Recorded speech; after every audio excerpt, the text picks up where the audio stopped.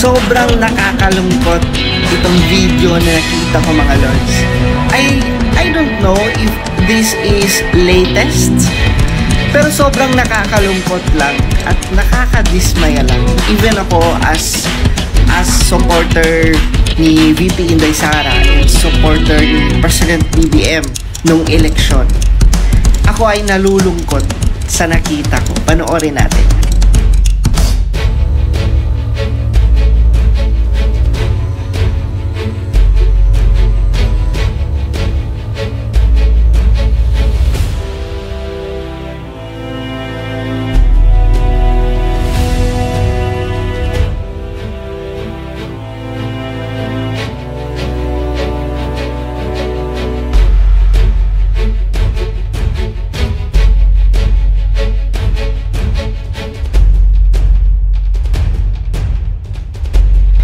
Hindi man lang pinansin, kinawayan, or binati man lang si VP Inday Sara, at basta-basta lang si President BBM na umakyat.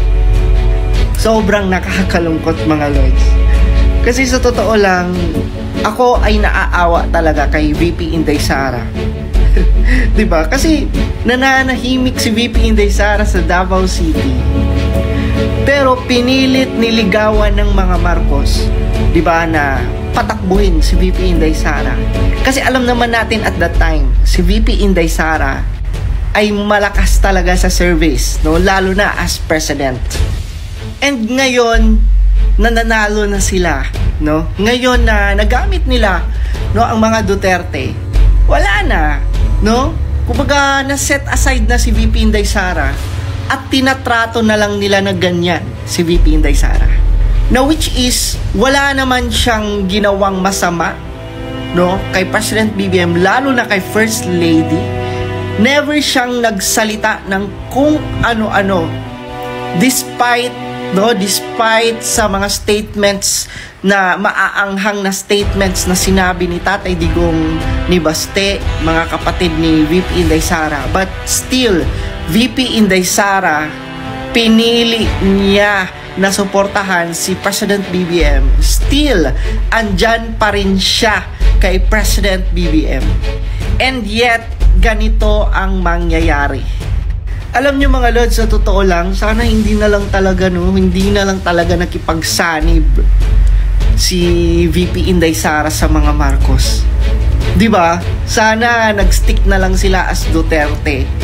No, total, imaginein mo, bumaba sa pwesto si Tatay Digong, si former President Rodrigo Duterte, bumaba sa pwesto na may pinakamataas na trust and approval ratings. And first time yan mangyari, 'di ba, sa history ng Pilipinas, na may isang pangulong matatapos ang kanyang termino na may pinakamataas na trust and approval ratings.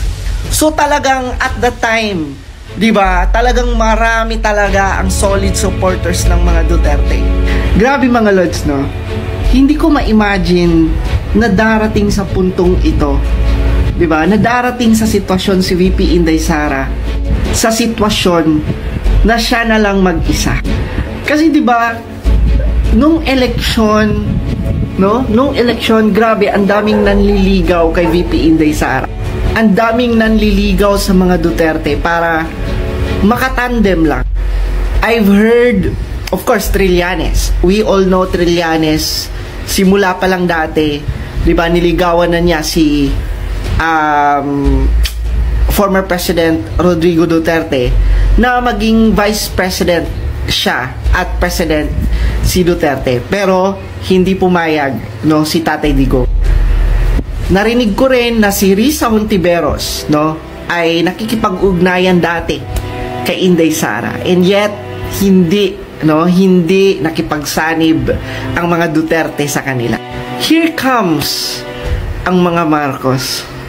Grabe, no?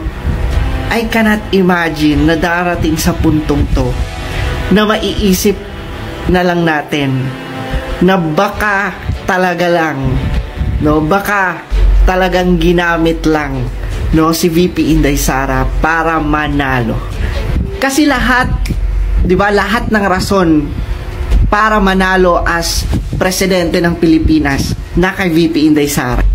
We all know, 'di ba, sa lahat ng mga surveys, ang top choice ng mga Pilipino at the time si VP Inday Sara. Plus factor pa yon, 'di ba, na ang taas ng trust and approval ratings ni Tatay Digong that time. So talagang nasa kasagsagan ng peak ang mga Duterte at the time. Talagang mananalo talaga. Kasi 'di ba, remember niyo yung 8 Diretso? 'Di ba? Walang nanalo sa 8 Diretso. Lahat ng inendorso ni VP Inday Sara at the time nanalo, pero ang 8 Diretso wala. Ganun ka powerful. At alam nila na grabe ang mga supporters ng mga Duterte, sobrang solid, sobrang dami. Kaya niligawan no, ni Senator Amy ng mga Marcos si VP Inday Sara para lang makatandem ni President BBM. Actually, hinintay pa nga nila yung desisyon, 'di ba? Bago nag-file ng candidacy si President BBM, naghintay pa sila ng desisyon ni VP Inday Sara na baka tatakbo si VP Inday Sara as president. So, mag-give way, no, si President BBM at magiging vice president na lang si President BBM. Pero hindi, kasi si VP Inday Sara, hindi naman siya takaw kapangyarihan, 'di ba? So, ni-reject niya ang presidency, pero kinulit, pinilit, niligawan hanggang sa napa-oo siya at hanggang sa tumakbo siya as Vice President. And take note, sinuway pa niya si Tatay Digong. 'Di ba? Ang dami ng reminders, no, si Tatay Digong at that time during election. Pero sinuway ni VP Inday Sara si Tatay Digong at nakipagsanib at sumuporta ng solid pa rin kay President BBM. But look at what happened now. Sobrang nalulungkot talaga ako para kay VP Inday Sara. Sa totoo lang. Kumbaga lahat ng mga ginagawa right now ng mga kongresista, 'di ba, nila Romualdez, no, ng administrasyon na to, na they are trying talaga na, 'di ba, pabagsakin, patahimikin ang mga supporters ng mga Duterte, 'di ba? Ang mga Duterte itself, no, patuloy nilang hinihila talaga pababa. Sobrang nakakalungkot lang na despite of everything, no, darating sa point na ganito. And mapapaisip ka na lang talaga, mga Lods, no, na parang talagang literal na ginamit lang talaga si VP Inday Sara.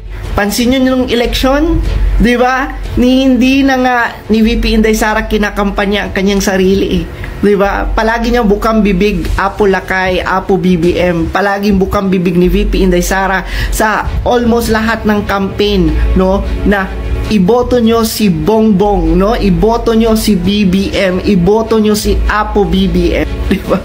Kaya ang sakit, no, lalo nakita ko yung video na hindi na nila pinapansin si VP Inday Sara. Sobrang ako po ang nasasaktan, no, sa kay VP Inday Sara right now. Hindi niya deserve yun, kasi nanahimik yan sa Davao. Kinulit nyo, ginulo nyo ang buhay niya. Ang akala namin, ang kalaban lang ni VP Inday Sara, mga makakaliwang grupo, sila Risa Hontiveros, si Franz Castro. Diyos ko, pati pala ang First Lady, pati pala sila Romualdez, pati pala ang kalyado ni President BBM maging kalaban ni VP Inday Sara. Diba? Ay, nako, it's a trap. na-trap si VP Inday Sara at wala na siyang magagawa. Andyan na siya no? Kaya trabaho na lang siya ng trabaho. Diba? Kahit hindi na siya pinapansin, kumbaga dinidisrespect na siya, pero trabaho pa rin siya ng trabaho para sa Department of Education, diba? At para sa Office of the Vice President. Diba? Nakakagigil, no? Pero sige lang, diba? May election pa diba? Sige lang, solid lang dapat tayo mga Lods, nasa likod lang dapat tayo ni VP Inday Sara kasi in the first place, tayo naman mga Pilipino ang pagsisilbihan ni VP Inday Sara at hindi ang mga politiko.